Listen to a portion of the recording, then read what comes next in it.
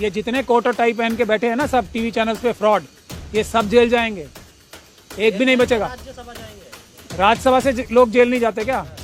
जब अम्बेडकर, जब संविधान का राज आएगा और वो आने वाला है, सबको सबके गुनाहों की सजा मिलेगी, चाहे कोई वर्दीधारी हो या कोई कुर्ताधारी हो, क्योंकि पाकिस्तान और चाइना की जो एस्टेब्लिशमेंट है वो भारतीय आर्मी से बहुत ज़्यादा डरती है। ये उस डर निकालने के लिए जो मनुवादी मानसिकता के गुजराती बिजनेसमैन हैं, जो चाइनीज़ कंपनीज में डायरेक्टर हैं, आप इस पर रिसर्च कीजिए, आपको मिलेंगे कितने गुजराती जो हैं मनुवादी मानसिकता के बिजनेसमैन। चाइनीज़ पॉलिटिकल पार्टी जो है उनकी वहाँ पे एक ही है, कम्युनिस्ट पार्टी ऑफ चाइना, और पीपल्स लिबरेशन आर्मी, उसकी जो फ्रंट कंपनीज हैं उसमें कितने गुजराती डायरेक्टर्स हैं, ये चेक कीजिए। तो ये जो गुजराती मनुवादी मानसिकता के बिजनेसमैन हैं, ये देश की हर एक पॉलिसी को कॉम्प्रोमाइज़ करा रहे हैं। इन्होंने इकोनॉमिक पॉलिसी कॉम्प्रोमाइज़ की, ट्रेड डेफिसिट आज 75-25 का है भारत और चाइना के बीच में।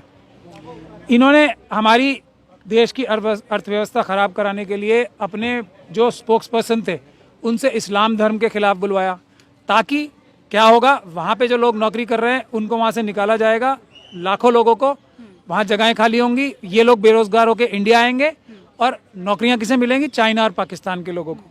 जो वो फॉरेन एक्सचेंज कमा के लाते हैं, कहाँ जाएगी वो? चाइना और पाकिस्तान को।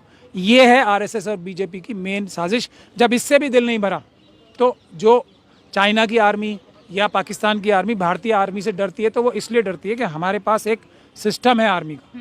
यहाँ एक्सपीरियंस्ड फौजी भी होते हैं एक रेजिमेंट में, या जो एक प्लेटून होगी, और उसमें नए लोग भी होते हैं।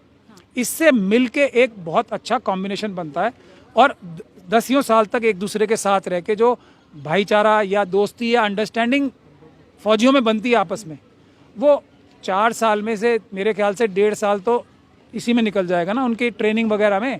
तो 2.5 साल में क्या अंडरस्टैंडिंग बनेगी? क्या फौजी आपस में एक साथ तालमेल से लड़ेंगे? ये चाहते हैं, ये है बुनियादी वजह। तो ये मनुवादी मानसिकता के जो गुजराती बिजनेसमैन हैं, इन्होंने देश की जो ये पॉलिसी है, रिक्रूटमेंट पॉलिसी आर्मी की, जो एक इतना लंबा मजबूत हमारी आर्मी है और फौज है, एयरफोर्स, नेवी, उसको ख़राब करने के लिए, वो सिस्टम सारा डिस्टर्ब करने के लिए, चाइना को फ़ायदा पहुंचाने के लिए ये पॉलिसी आई है। ये सबसे बड़ा देशद्रोह है, ये सबसे बड़ी गद्दारी है, जिसकी हर एक भारतीय को, जो भारत से प्यार करता है, भारत के संविधान से प्यार करता है, उसको सड़क पे आके मुखालफत करनी चाहिए पीसफुल तरीके से। जो नहीं करेगा उसकी वफादारी पे हमें शक है। मगर लोग जब सड़कों पर आ रहे हैं तो उन्हें फिर पकड़ पकड़ के रिटेन किया जा रहा है। पैसे ही इतने मिल रहे हैं ना। अब ये देखिए, जब ये ठेके पे इन्होंने रेलवे, एयरलाइन सब तो ठेके पे दे दिया, सारी नौकरियां सरकारी ठेके पे दे दी, तो अब एक चीज़ आर्मी और फौज बची थी ना, एयरफोर्स, नेवी और इंडियन आर्मी, तो उसको भी ठेके पे दे रहे हैं। अब ठेके पे कौन लेगा? यही अडानी अंबानी। और ये किसके एजेंट्स हैं? ये चाइना और पाकिस्तान की एस्टेब्लिशमेंट के एजेंट है, इसमें हमें कोई शक नहीं है। आरएसएस की सारी पॉलिसीज़ पाकिस्तान और चाइना को फ़ायदा पहुंचाने के लिए इनके साथ गठजोड़ के करके हो रही हैं, और इससे ये देश का नुकसान कर रहे हैं, देश को बर्बाद कर रहे हैं, देश को तबाह बर्बाद कर रहे हैं। जी, लेकिन सर वो तो हिंदू राष्ट्र बना रहे हैं बीजेपी वाले। तो हिंदू राष्ट्र, तो देखिए हिंदू राष्ट्र का क्या मतलब है? मनुस्मृति का लागू करना। उसका क्या मतलब है कि 7.5% लोग जो हैं वो SC, ST, OBC, माइनॉरिटीज़ और महिलाएं जो 92.5% बनती हैं, उनका सबका हक छीन कर अपने पास कर लें। ये तो चाइना और पाकिस्तान की मदद के बगैर हो नहीं सकता ना। हम लोग करने देंगे क्या? उसके लिए क्या हमारी आर्मी करने देगी इनको? ये मनुवादियों को मनुवाद और मनुस्मृति लागू करने देगी? तो इसीलिए आर्मी के खिलाफ साजिश है, हमारी जो फौजें हैं उनके खिलाफ भी ये साजिश है, क्योंकि मनुवाद को तो चाइना और पाकिस्तान से ही मदद करके देश पे राज करना है। हिंदू राष्ट्र क्या यहाँ बन जाएगा वैसे बगैर चाइना और पाकिस्तान की मदद के? उन्हीं की मदद से हिंदू राष्ट्र बनेगा, मनुस्मृति लागू होगी। यंग बनाएंगे आर्मी को, सेना को यंग बनाएंगे। यंग तो इसी प्रोसेस से बनाए ना। मना कर रहा है कोई?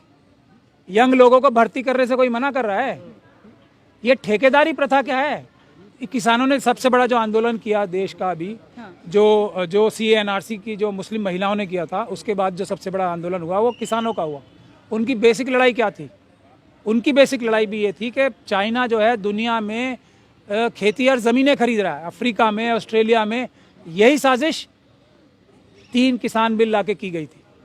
क्या होगा? अडानी, अंबानी और इन जैसे कुछ कंपनीज वाले किसानों की ज़मीन छीन लेंगे और वो चाइना को बेच देंगे। वही साजिश तो थी वो भी।